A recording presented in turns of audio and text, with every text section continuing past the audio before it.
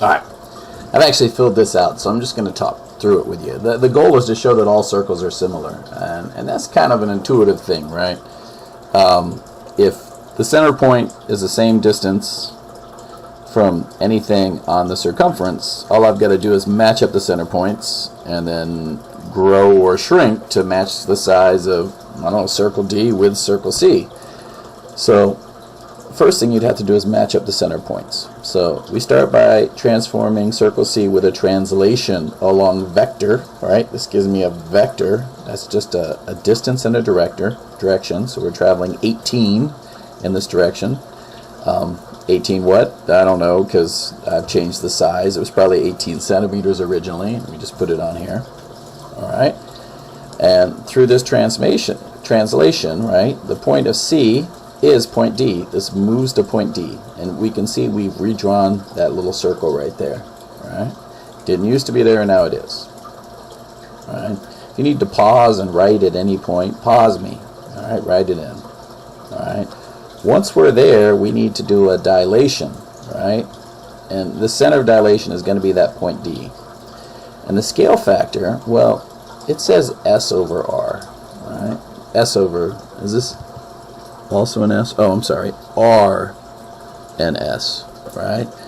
So if you think about it, if D was 2 and this whole thing was 4, right? Look what that does. 4 over 2 means it's twice as big. So that is going to give you your dilation. So what you do is you put the bigger one, the distance S up here, or distance S, over the smaller one, the distance R in this case, and that'll be your transformation. Alright.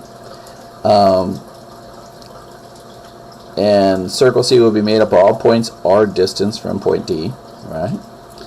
After the dilation, the image will consist of all points at a distance of S over R times R, which is point S, so it will match the bigger one, right?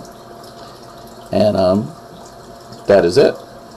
So these points that form circle D, therefore the translation followed by the dilation maps circle C to circle D, because translations and dilations are similarity transformations. They don't take the shape away. Alright?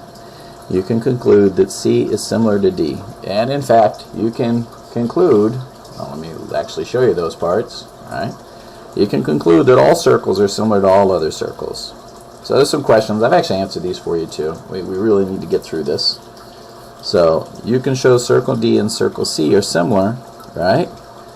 If there was a bisector. And I'm going to show you what they mean. I'm going to come up here and put a bisector. Right? Let's say this bisects it.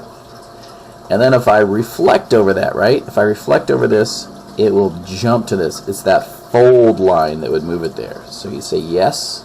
If there was a bisector, we could reflect and then dilate rather than translate. Right? Is it possible C and D could be congruent? Yeah, if they were congruent, I would still slide them on top of each other. And the dilation wouldn't be needed in that case. Alright? Transformation, reflections, rotations are rigid motions. That means they don't change shape. What unique characteristic keeps dilations from being considered rigid motions? Well, I said dilations do not preserve distance between points. The distance gets greater or smaller, depending on your dilation. So we're done with that. You could start trying on the homework, and I will talk to you very soon. If it is 2018, and this is the video for 2018, I will talk to you on Wednesday. See you guys.